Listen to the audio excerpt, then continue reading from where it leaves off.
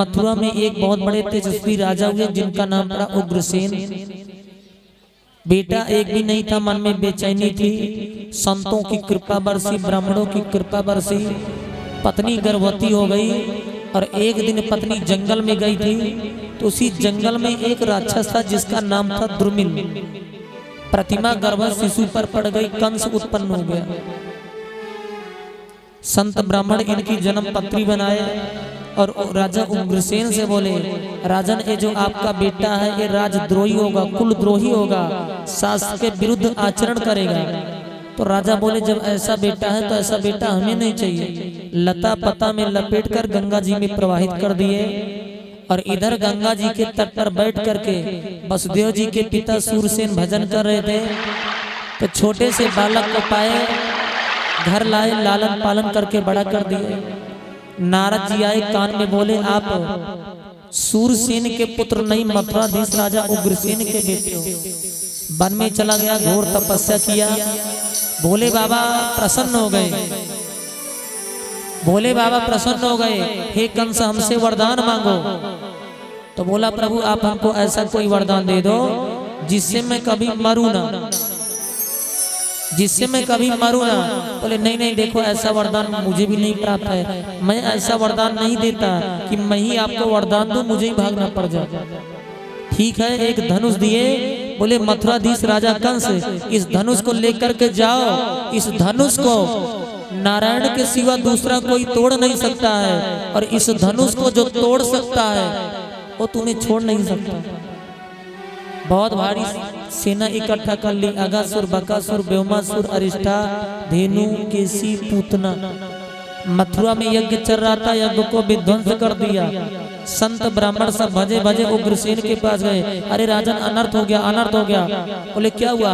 ओ कंस आया है, यज्ञ चल रहा था, यज्ञ विध्वंस कर दिया, संत ब्राह्मण का अपमान कर दिया।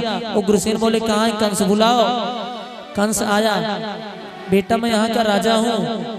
मुकुट दूर फेंका पिताजी का, पिताजी ये मुकुट तुम्हारे ऊपर अच्छा नहीं लगता, तुम बुढ़े हो गए हो, तुम यहाँ के राजा हो, मैं महाराजा हूँ। चाचा जी है, ये बेटा क्या कर रहा है? तेरे पिताजी हैं।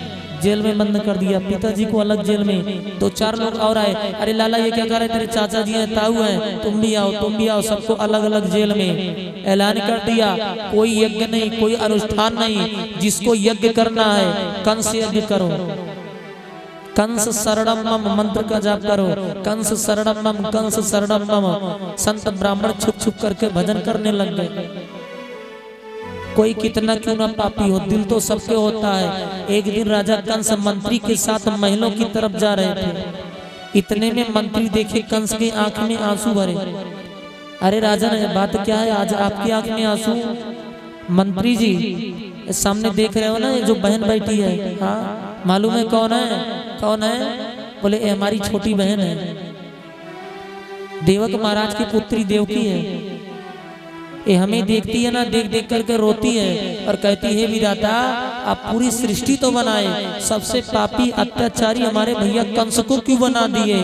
क्योंकि इसके पिताजी को मैं जेल में बंद कर दिया।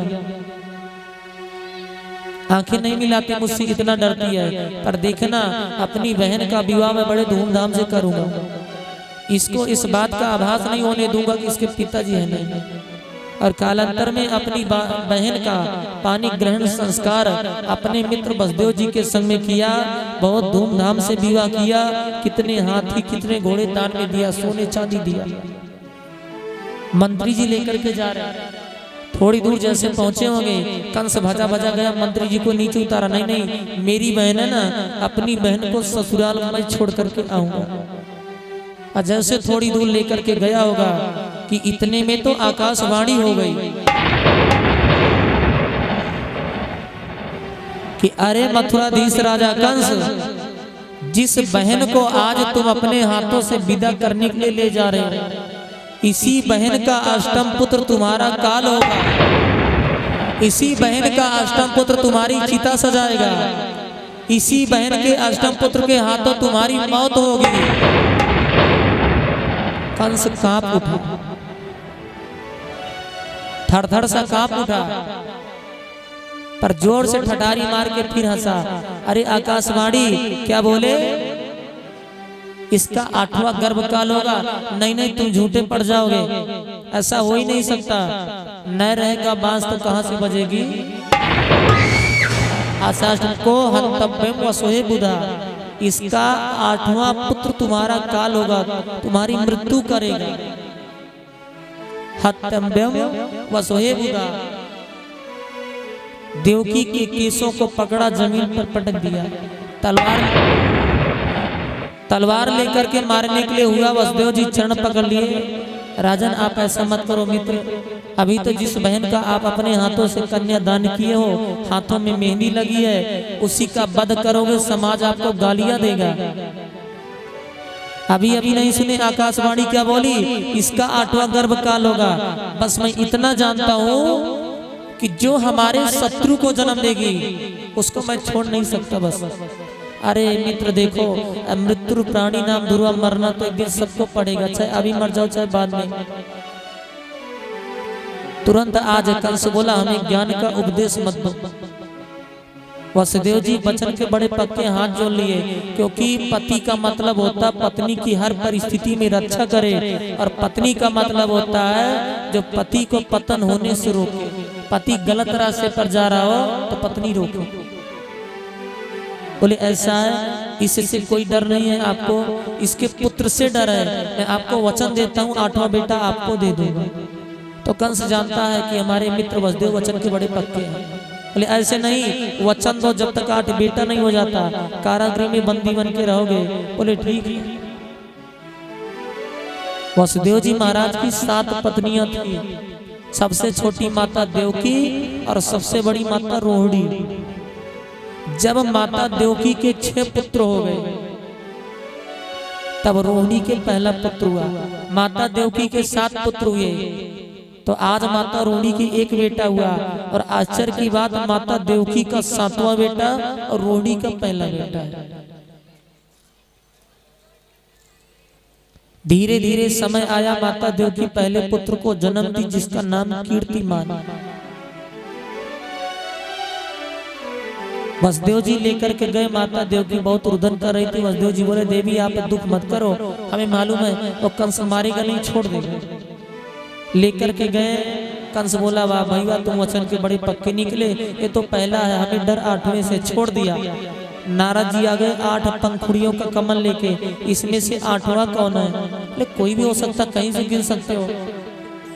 एक मुट्ठी बालू उठाए और बोले इसमें से पहला कण कौन है? बोले कोई हो सकता है। तब नारद जी बोले वैसे तो मैं किसी को सलाह नहीं देता हूँ, पर तुम अपने हो, तुम्हारी गिनती 1 यहाँ से शुरू होगी, देवताओं की 1 यहाँ से शुरू होगी, उल्टा पुल्टा कहीं से भी गिन सकते हैं। भजा भजा गया और माता देवकी के गोद से प्रथम पुत्र को उठाया और माता देवकी के सामने देखते देखते जेल की दीवार पर जोर से पटक दिया। खून का छींटा संपूर्ण जेल में फैल जाता। माता देवकी बहुत रुदन करती हैं। माँ मंगलम तत्पर मास्तर भुगते भुगते जनो यत्पर दुखतास्ता। माँ है ना, बहुत रुदन करती है। इस प्रकार से 6 पुत्रों को उसी पत्थर पर पटक पटक कर मार दिया। और भागवत जी में तो नहीं, पर वल्लभाचार्य जी की सुबोधनी भागवत कथा है, उसमें सबके नाम भी लिखे गए हैं। पहला बेटा कीर्तिमान और गृणी, क्षुद्रबोध, तोमर, परित्वंग, इस प्रकार से सबके अलग अलग नाम दिए गए हैं। अब धीरे धीरे गर्भ में 7वां आया, शेष बलराम भैया आए।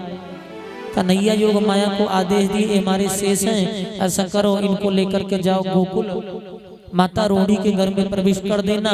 योग माया बोली हमें क्या मिलेगा? बोले ऐसा करना, बगल में यशोदा रानी के बगल में तुम लेट जाना। बोले ठीक है। अब तो मंत्री खंत्री सब बोले अरे राजन, ओ 7वां तो घर में ही नष्ट हो गया। कंस बोले अच्छा हुआ मुझे मरना नहीं पड़ा। अब धीरे धीरे धीरे धीरे समय नजदीक आ रहा है। अब समय नजदीक आ रहा है। आया आषाढ़ का महीना। आषाढ़ का महीना आया, मूसलाधार बारिश शुरू हो गई। आकाश में बिजलियां चमकने लग गई। आषाढ़ के महीना आया और जैसे आकाश में बिजलियां चमकने लग गई तो जितने नदी नाले थे सब में पानी भर गया।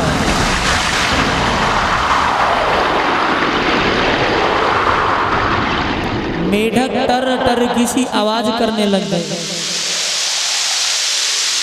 आंधी तूफान आने लग गए।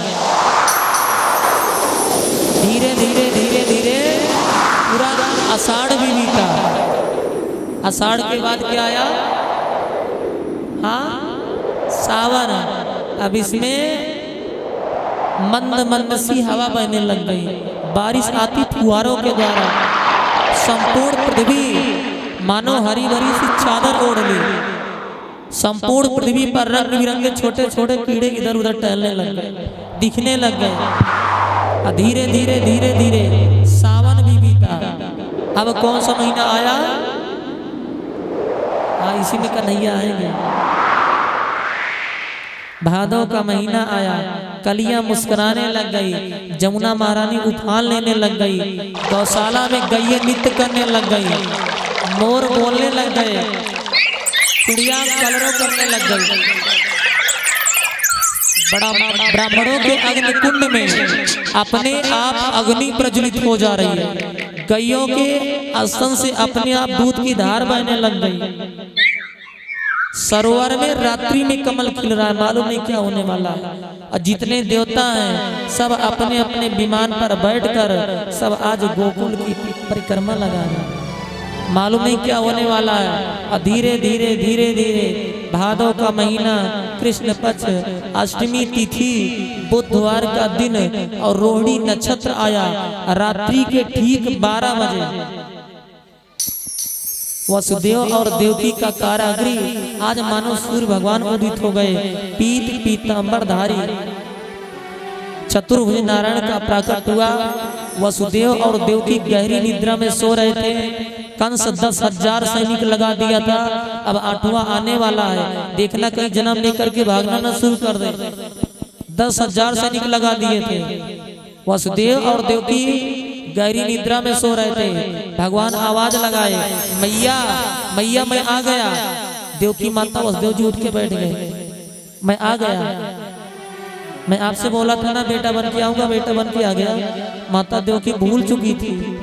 बोले मैया याद करो, आज के 3 जन्म पहले स्वयंभू मनवंतर में आप प्रजापति सुतपा थे और आप माता पृथ्वी थी। 12,000 साल तक एक पांव पर खड़े होकर के भजन किए थे और मैं खुश हो गया था।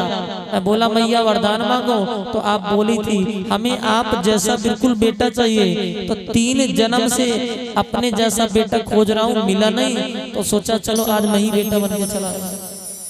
पर वो आप तो बोले थे मैं बेटा बन के, आप तो बाप बन के आ गए। बोले मैया देखो 6 पुत्रों 6 भाइयों को मार दिए हैं और हमें जैसे सुनेंगे तुरंत हमारे मामा जी स्वागत करने के लिए आएंगे, सुदर्शन चक्र से गला ही काट दूंगा।